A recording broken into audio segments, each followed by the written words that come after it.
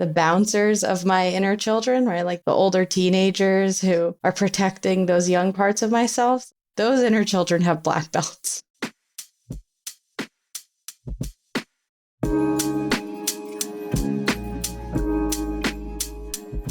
Welcome to Therapy is My Therapy, a podcast where licensed counselor Olivia and unlicensed client Tanya delve deep into real and raw conversations in order to demystify what really happens in that 50-minute hour. Heads up, this podcast contains strong language and sensitive topics related to mental health. In today's episode, we get into a new segment called Post-Game Analysis, where Olivia and I examine events that happened during our week in therapy or otherwise. In Olivia's case, we talked about how tempting it can be to intervene when she sees a child seemingly in distress.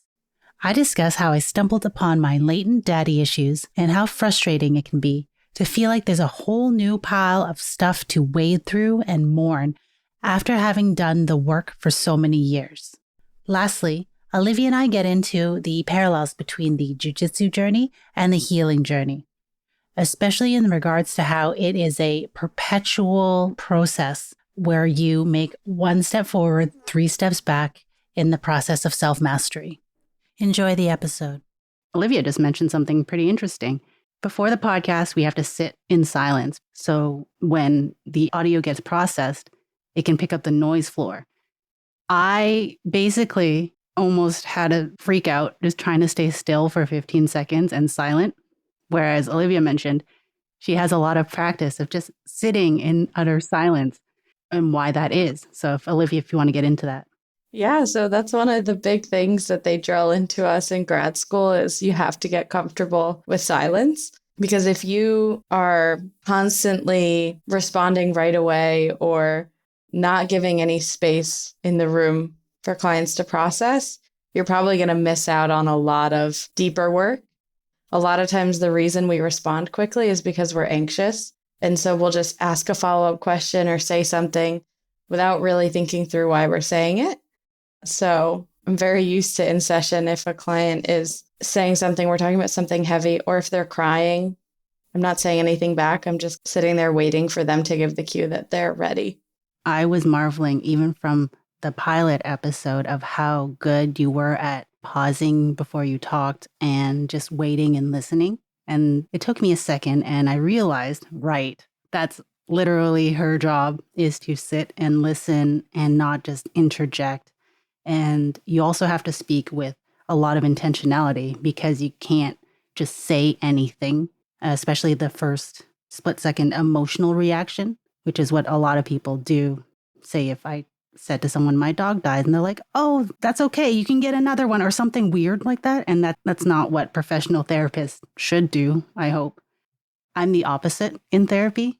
I don't do that Goodwill Hunting, sitting in silence, hands in my lap, just looking at stuff around the room. I'm the opposite, where I will just unload a dump truck of babbling and trauma at the therapist and just keep going and faster.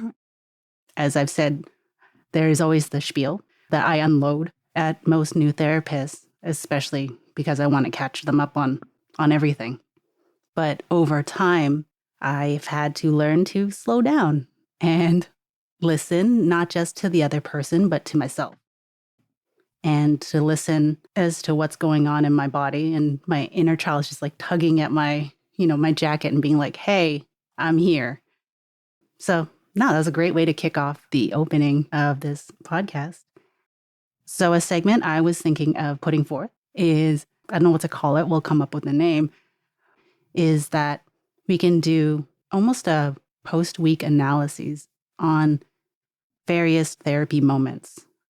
Because you had something happen to you while we were texting. And if you want to talk about that.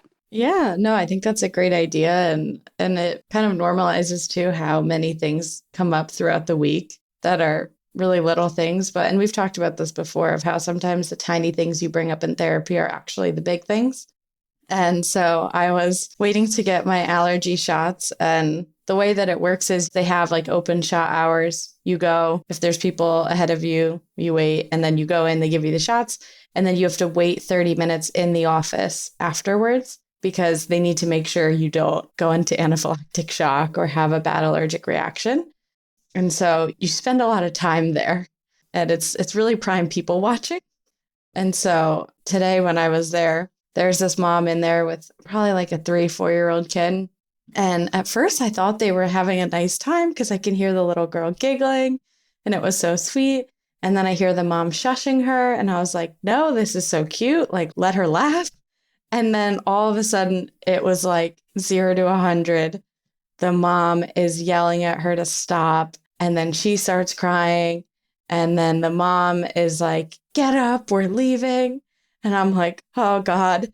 And so then she like literally starts like trying to drag the kid out of the room. And the girl just plops on the floor. She's like, nope, not leaving. And so naturally, mom's response is pick up, drag out of room. You can hear her screaming from all the way down the hall. And I'm just sitting there with my fist clenched, like, what are you doing to this child? It's so infuriating. And it's really tough because obviously if I sit with it for more than a minute, I'm like, wow, I feel really sad for that mom. That sounds miserable to go through. I can't imagine doing that. If I was in charge of a human, I would do a terrible job because you literally have to just be on 24/7. So it's definitely something that you can have empathy for at some point. But when I'm in that moment and I'm seeing a little kid just be like literally dragged around for existing, it's super infuriating. I don't know if there's vigilante psychologists. They just put on a mask and just, I don't know, enact some sort of therapeutic justice when they see it out on the street. But no, that resonates with me, especially because in a way is triggering because I was that little kid and, when I would cry or act up in some way, I'd get dragged to like a mall bathroom and just smacked around. And so I start projecting that onto, I'm like, oh, that kid, I don't know what's going to happen to them. And then my brain starts concocting some Judge Dredd type scenario in my head. So that coupled with, whatever your own personal history may be, but also with your professional experience, it's hard too. I feel it's probably something similar to how my physical therapist friends feel when they go to the gym and they see everyone just injuring themselves just out and about. And you guys are natural healers. I mean, that's what I feel your archetypes are. So you want to help, but also there's only one of you. So it's very hard to dedicate. And plus, the other people may not be receptive to well-intentioned professional but unsolicited advice. So what did you do after, the clenched fists? And what do you do? What do you do in those moments to not go Caped Crusader on people? It's a good question. And I think first it's the moment of pulling myself back into being a grounded adult. Because when I see something like that, it's straight to inner child. And it's just that very young sense of justice coming out of like, what are you doing to this kid? And then, once they stepped out of the room, I'm able to ground myself back and like, okay, you're an adult, think this through. And that's when I'm able to come into the empathy for the mom of, wow, that's got to be hard to deal with. You probably have no clue what the right thing is. You don't want to bother everyone else. Your kid is screaming. So then I reason through that. And then I do the next step of, okay, why did that bother me? What's coming up for me that seeing that was hard? And then it comes back to inner child. So in the initial moment, it's okay, my inner child is like the one speaking and the one who's seeing this. And then once I'm able to get back into a grounded space, then it's okay, I can talk to my inner child and speak for them and hear why they were so triggered by seeing something like that. That's been something I'm pretty sure Catherine has low key, high key, mid key been trying to install in me is to show up to conflict as an adult versus as my child self. Normally, I would either ignore the inner child, as in invalidate my own feelings and essentially gaslight myself until I act out in some other way, or I put the inner child self into the position where they have to resolve conflicts. So you bring your inner child to the argument or the situation, and from what I gather, that's not fair. Kids don't really want to be put into a scenario where they have to do work meant for grown-ups. And over time, as I built trust within myself and my capacity to be capable, and what really helped was instead of beating myself up, I kind of picture myself as an adult talking to what I call Tiny Tanya. I just talk to her and I'm like, hey, I hear you. You're sad that your dog died. That really sucks. And what do you need right now? And then I kind of do like this role play in my head. I find that helps when you kind of wrap up your emotions in the body of a child, because unless you are really hurting or there's something very different in your brain wiring, it's very hard to mistreat a child.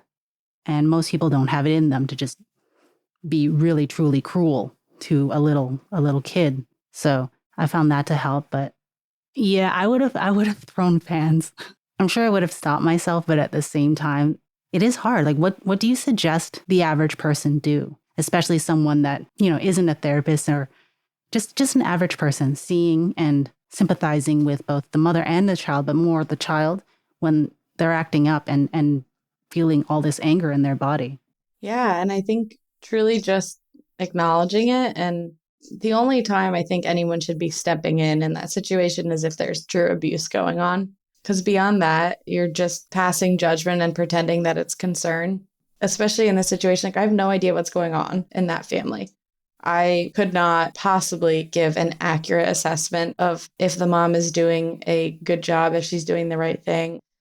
Being able to recognize that too when you're feeling upset is that you really have no business making any assumptions about it. And that doesn't mean that you're not going to have a reaction. It's normal to have a reaction to that, but that's your stuff to work through. And so I think the suggestion would just be, if you see that happening and it's not like blatant abuse of a child, then just sitting with yourself and doing the same thing I said of like figuring out why that's coming up for you, and then kind of doing whatever you need to self-soothe that part of yourself that is feeling angry or sad. It does make perfect sense that you have to soothe yourself in that situation, and you put it perfectly. It's judgment passing as concern. And then my question would be, what constitutes as true abuse? Just because for us it can be nebulous, especially in modern society, where I'm not saying I was spanked and I'm okay, but we are becoming more sensitive. And I think that's great. But I think a clinical term would be really clarifying. Yeah, and it's tough because it's such a wide range. And it's also, there's abuse clinically and there's abuse that the Department of Child Protective Services would acknowledge. So they're very different answers. I've seen kids who had visible bruises and clearly were being physically hit. And they come and they say, oh, no, we don't have any evidence. Sorry.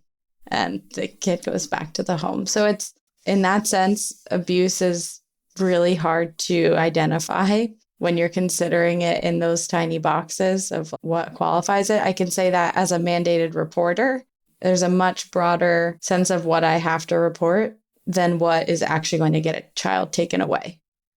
So whether it's right or not, they generally do what they can to keep kids with their parents. And that is not my place to investigate.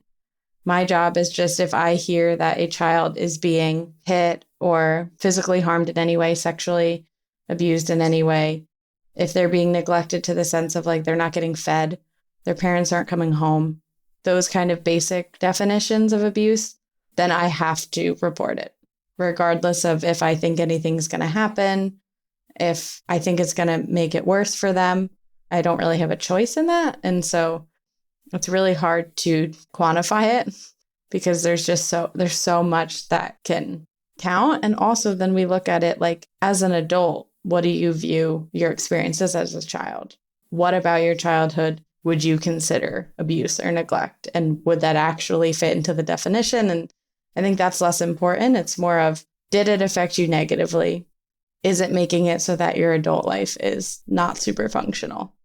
Okay, I see. And it's very nebulous and difficult to quantify, as in an open palm strike isn't, but a closed fist strike is. There's not a clear-cut way. Yeah, and I think that's the crux of why therapy is hard, because there's not a cut and dry answer. There's not, here's some general advice of what you should do if this happens. It's all just your own judgment of, it's what you're okay with. Is it going to really feel like regret when you go home later and say, oh, I should have said something or I should have done something? Like as a lay person, not as a clinical person. But if you are out in public and you see something like that, it's really more about how you are going to feel affected by it. And that's why it's such a hard thing. And that's why therapists don't give advice, because I don't know what that answer looks like for you. And that makes sense. And thank you very much for even offering the fact that, yeah, it's hard and there is no clear-cut path. And as long as you can look at yourself in the mirror at the end of the day, that probably is at least one very loose guideline that could possibly work. So you had mentioned something about looking into your own childhood and how you feel about it. One of the most challenging, painful, and often scary parts of therapy for me was the phenomenon of reframing childhood experiences. People who I thought were okay, I realized they essentially abandoned me or they didn't show up. Situations, things I thought were, normal, they're fine. Turns out they're not. And they're very, very not okay. It was hard because when it comes to therapy, it can oftentimes seem like a series of mourning. It's just mourning for all sorts of different things. For me, it was mourning for the mother I didn't have, the mother I needed and didn't get, and mourning, we'll say childish or childlike conceptions about the world. That black and white, absolute things are very simple. People are good or bad. I had to mourn that. I had to give some of that childlike innocence and absolute thinking in order to have space for more nuance and to hold ambivalence. That was one of the things Catherine had said, is to be able to hold these conflicting thoughts. So looking at your childhood or your experiences and your interactions, they could be present and realizing, oh, wait, this is awful. That is real fucking painful and scary.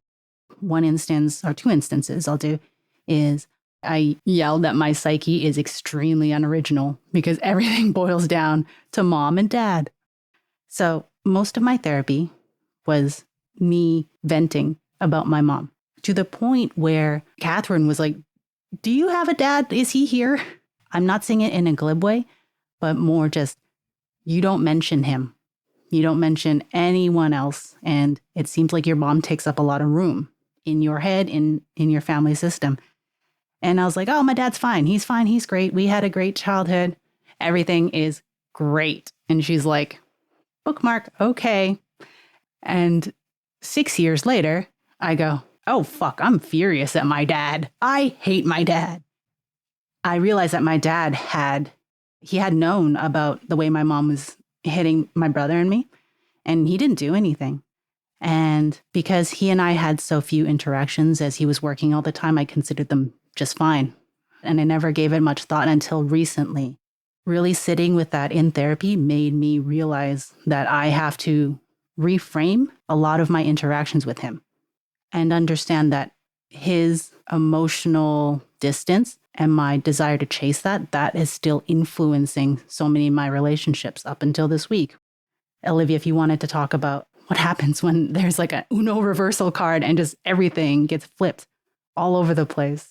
Yeah, and that's a really common experience because it's unlikely that you can have one parent who is abusive and not have another parent who is contributing to it. Even if you think you have a great relationship with them, there's usually at some point that moment of realization of, all this time I thought that this parent was the one who loved me and took care of me and held me after the other parent would hit me or hurt me or yell at me.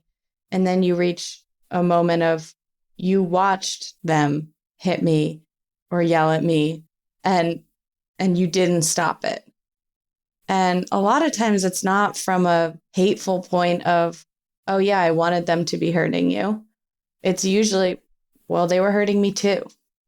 Or I didn't know how to leave, or I didn't think I could leave, or I didn't have the money to leave, or whatever the reasoning is. They're reasons that I empathize with. And also, when one parent watches another parent harm their child, it's really unlikely that you're not going to eventually have issues with both. And it seems like for you, that moment came maybe more recently of, all this time I thought it was her and it was her. And it's not ever that simple. And it's different too if it's a case where like mom and dad are separated and live in different homes and you don't have the same level of control over it. And it's also something too that's a big reason why a lot of times your inner child doesn't trust you, because you're like, oh, well, what do you mean? I created distance with this person that hurt me. I'm not allowing them to do this anymore. And the whole time they're sitting there pointing at your other parent and saying, what about them? They didn't protect you. Why do you trust them? Why are you letting them near you? And you're not even going to hear those voices because they're buried so far down. And then it all comes rushing up.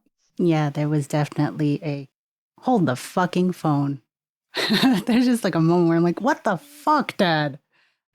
Yeah, and I feel like the theme of at least my week in therapy was I fucking thought I beat therapy. I thought I won. I thought I got to the last level. It's done. But in that moment, I realized that no. And I had to go through that mourning process all over again because now Dad wasn't a happy, safe space. He showed up in his way and he sacrificed so much for our family in terms of working insane hours.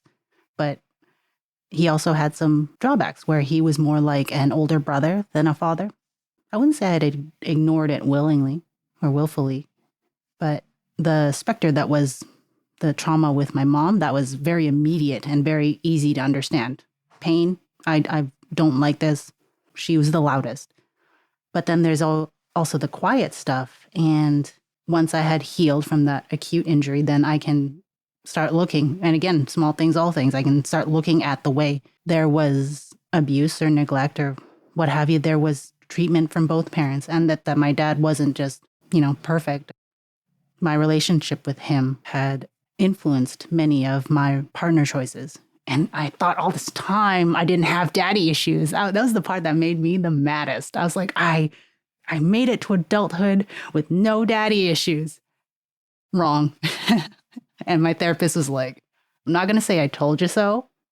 And yeah, and then another moment throughout therapy and throughout exploring my childhood, there's things where I'm like, normal stuff. Like in therapy to Catherine, I was like, yeah, it's, my parents and brother moved out of the house to a different house and left me there. And for whatever reason or another, I think I also understandably did not want to be around them and they didn't want to be around me, and it was expressed. And I thought it was very normal for a 15 to 16-year-old girl living in a house by herself. And my therapist was the first to be like, girl, no, no, girl, that's not okay. And then, yeah, as I talk to other people, they're like, that's the worst thing I've ever heard. I hadn't noticed how not okay it was until I had healed some of at least the bigger wounds. I felt like when I didn't go to therapy, I was just covered in, open bleeding wounds, and you have to triage them, I imagine, as a therapist, where these are some big ones or the ones that may render the person in danger to themselves or others. And once that is kind of, I would say, processed, then yeah, you got to go look at the other stuff. And the other stuff isn't less painful. It's all very, very painful. It's just less obvious, I guess, at first glance. To use one of our favorite metaphors, it is a lot like jujitsu or martial arts, where when you're first starting it, the things you're learning are really basic. And then you practice them, you compete, you start doing better. Cool. Now I just got my blue belt. Now it's going to be easy, right? And then it's, oh shit. Now people are going to roll harder with me. Now when I compete, I'm going to be against other people who are also better. And that process continues where you get better, but it also gets harder because you are able to do more. And so in the beginning of therapy, you might be just realizing that you have a complicated relationship with your parents, or that you are allowed to be upset with them. So it's like, oh, cool. I got my blue belt. I know that my mom was abusive now. I figured that out. Great. I'm done now, right? And then it's, okay, now I have to be upset with dad? What? And it really is that of like the people you're competing against get better and it gets harder, and you're able to handle more complex issues, right? In the beginning, you're just learning this is an arm bar. And now next level, here's 7 different ways to get to this one position. Here's all these ways to get out of it. But everyone else also knows the ways to get in it and get out of it. So you have to learn more and more and more, and it builds on itself. And you can't start at brown belt level, right? If Catherine had said to you at that moment when you weren't ready yet, maybe your dad is also an issue, you probably would have just stopped going or shut down. I would have been like a typical blue belt and be like, bye, I'm fixed. I'm out. That's exactly it, is that once you reach that level that people are more real with you and are pushing you more, it gets hard to stay. And even when you are a black belt, doesn't mean it just gets easy, because now you're facing other black belts. So you're really just slowly kind of building your tolerance and your ability to understand these things. And it's going to always be hard because you're healing things that were hard. And that has been the theme for, I'm going to say this is a theme for this episode. Again, I feel personally seen and attacked because I thought I won. I thought I finished therapy. But first things first is when you were describing going from white belt to blue belt and it suddenly becoming real. White belt, I thought I was crushing it. I was like, oh, this is fun. This is easy, and everyone's really nice. When I got the blue belt, things ramped up. Not that people were hurting me, by no means, but they're like, okay, kid gloves are off. We don't have to be quite as gentle because she's proven that she's in it. She can take it. And that phase of blue belt blues is brutal, and most people quit. So I was talking to Catherine, and I have reached a level where I am demonstrating self-soothing skills. I'm also demonstrating, for me, surprising level of communication and conflict resolution skills. And a lot of our sessions have just been her listening in on what I'm doing and reflecting that I seem to be doing a really good job. And I was like, okay, we're done. So it turns out I had graduated to maybe purple belt. And speaking as a new purple belt, once again, the kid gloves come off and she's challenging me. And I kind of like it. She's getting spicy. And I was laughing because she was talking. I was discussing something involving, I'm trying to phrase this, while respecting the other people's privacy, my relationships with people. And she was challenging me in ways that I was not used to being challenged because normally, or at least lately, she had been reflecting and doing reparenting work or inner child work. But she's like, all right, this chick got it. Now, let's get to the fun stuff. She was like, Tanya, I'm going to just put this out there. Let me know if it resonates or lands with you. What if someone can tell you their needs and you can acknowledge them and hear them, but also not do anything about them? Sometimes you don't have to act. And I was like, what? What do you mean? Because she had noticed that I'm Captain Do Stuff. I'm like, let's make a list. Let's, outline. Let's discuss goals. And she has now started challenging me about what if you just sit with it? And immediately I reacted with like annoyance and anger, which means it's something I have to obviously work on and explore. So, yeah, just what you were saying of like, oh, when you reach blue belt level, so many people quit. And I think that is very similar in therapy where people reach a certain point where they're like, okay, I have skills for my anxiety now, or I know what to do if crisis comes up and I feel stable and I'm good and I don't want to do the deeper work. And on some level, that's okay if that's what you're looking for, right? If you wanted to do jujitsu so that you could learn how to protect yourself or that so you could get in shape or something that's less of a hobby enjoyment thing and more of just a physical health safety thing, yeah. As a blue belt, you might have enough skills that you can quit and be okay. That's very similar to, yeah, you can have these skills to learn how to deal with your anxiety and you can go about your day and you'll probably be okay. Your mental health might not be the best it could be, but that's okay. That's what you're looking for. But if you want to reach that next level of healing, you have to go deeper, which means it's going to get way harder. And I think that's why people do quit when they become blue belts, because they realize that the rabbit hole keeps going. And if you want to get to that level that people want to get to, the work you're going to have to do is so much more than just physical. And I think similar with therapy, like instead of just saying, okay, I'm going to give you skills and psychoeducation, then you're going to go on your way. It's, oh shit, I have to go really deep into the things that have hurt me on like a molecular level. And people are just, okay, I'm done. Yeah, I was so annoyed. I was just like, damn it. And I could almost hear the glee in her voice, because I imagine that once you see that that person is demonstrating that they're using the skills that you've taught them, it's much like physical therapy. People tend to regard them for very acute injuries and then they leave. And so I imagine you both don't really get a chance to get into the fun stuff. You know, it's rewarding to help someone heal from those big traumatic experiences, but it's fun to optimize. And I feel like most people view it as, okay, cool.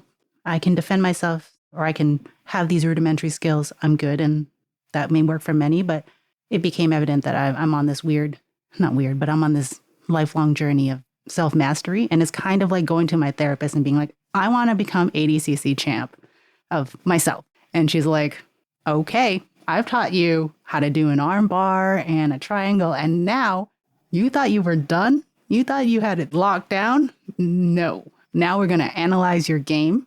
We're going to get in very in depth. And it's been interesting. At first, I was just like, whoa, hey, because she got in a fun way, kind of spicy. And like, Tanya, how about you just sit with feelings? And I imagine that is also something that you keep an eye on over time with a client, especially if you get to know them over the course of many years, is you go, okay, she's ready. Now let's get into deeper work. And not just simply that she's ready. She can, in a sense, take it. Because if you said that to me 6 years ago, I would have just fallen to pieces. You had said that, making the same comparison of, oh, you want to be an ADCC champion. And then your therapist is like, hold on, we're just getting started kind of thing. And I think that's a really good example because like that is a performance-based goal, right? So having black belts in general, like whatever tiny percentage of them are going to make it there is not indicative of the overall goal, right? Is like, okay, if your only goal is to reach black belt, are you going to quit when you get there? Or if your goal is to be ADCC champion, are you going to quit once you do that?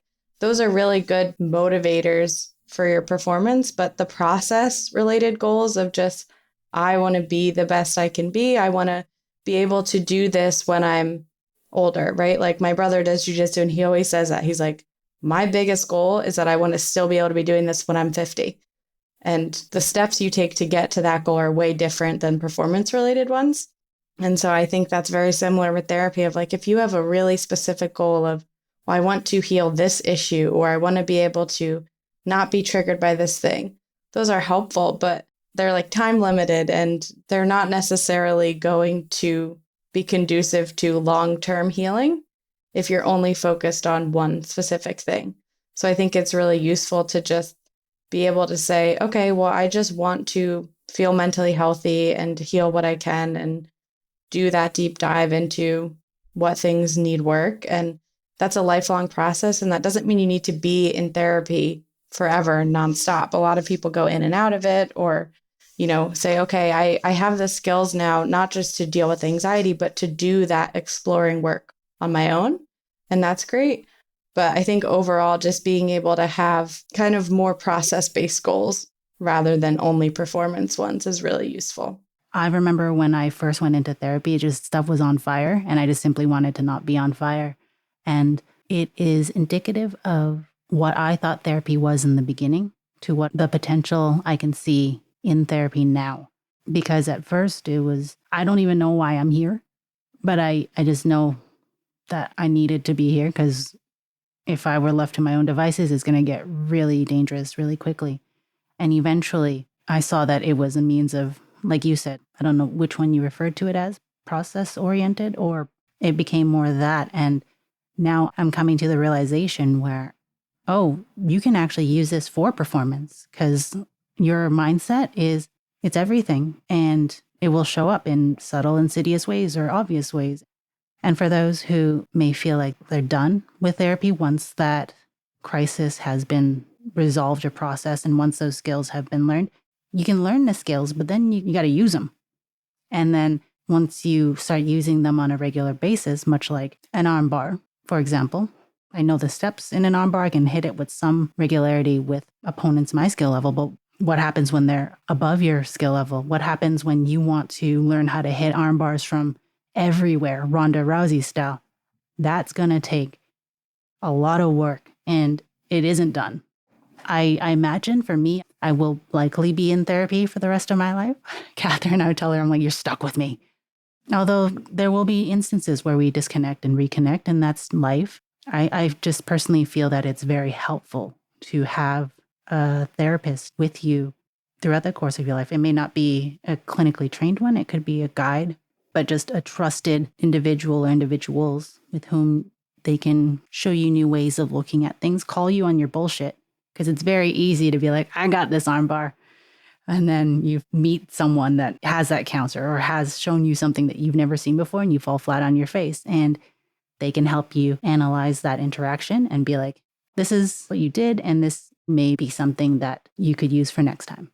Yeah, God, there's so many levels to this game. I thought I didn't realize it's actually really annoying in jiu-jitsu sometimes when for one round, they don't take it quite as easy on you as you normally do. Like instead of going 3%, they go 3.5 or 4. And you're like, oh, crap. And now she's just like showing me a glimpse of her full power. And I'm like, oh my God, there's so much to this. You guys are too powerful. I don't like it. Is there anything that you want to cover? I mean, I think just kind of wrapping up what you just said of purpose of therapy and why you think you'll be in it forever. I feel very similarly in that not necessarily always being in therapy, but always doing the work. With the inner child perspective, I will always be reparenting myself. No matter what happens or how long time goes on or if I'm in therapy at the moment or not, I think that is a day-to-day practice for me of making sure that those younger parts of myself are seen and heard and loved. And the bouncers of my inner children, right? Like the older teenagers who are protecting those young parts of myself, like those inner children have black belts. And for me to keep up with them so that they let me talk to the even younger, scared, exiled parts of myself, I need to keep up on my own work and not just assume like, okay, I did the work and, I've reparented myself and I'm all good now and I can just go about my life, and recognizing that's not how it works, right? There really are those childlike parts inside all of us, I think, that need to be seen and heard. And I need to be able to listen to them and say, okay, you need more play, or you need more boundaries, or more sleep, or whatever it is, and constantly having that practice going on. And so I think regardless of whether or not I'm physically in therapy over time, it's more just that work is never finished, in the similar way of even if you're a black belt, even if you've won ADCC, if it's something that you love and value as a part of your health, it's always going to be happening. And that concludes this episode of Therapy is My Therapy. If you enjoyed today's episode, please consider subscribing to our podcast so you never miss an update. Once again, thanks for tuning in. The content discussed on this podcast is for educational and entertainment purposes only and does not act as a replacement for therapy. Although we may share tools that have worked for us and talk about symptoms that we've experienced, it is not meant to be used for diagnostic purposes and does not constitute medical advice.